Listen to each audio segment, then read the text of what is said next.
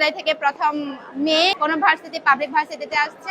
চট্টগ্রাম বিশ্ববিদ্যালয় কেন্দ্র ছাত্র সংসদ নির্বাচন এবং হল সংসদ নির্বাচনে পাহাড়ি ছাত্রীদের পূর্ণাঙ্গ প্যানেল হৃদ্যতার বন্ধনে নওয়াব ফয়জুন্নেসা হলে এজিএস পদে প্রতিদ্বন্দ্বিতা করছেন ম্যানেজমেন্ট বিভাগের শিক্ষার্থী মে থুইচিত খ্যাং।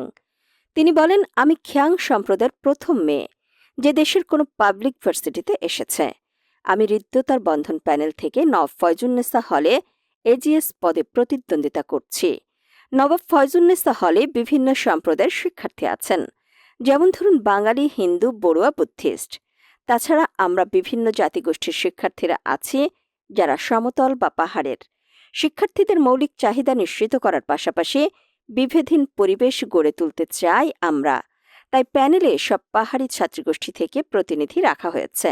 আমাদের জন্য শুধু এই একটাই হলে আছে, ওই হলটাই কিন্তু ভাগ হয়ে আছে এখন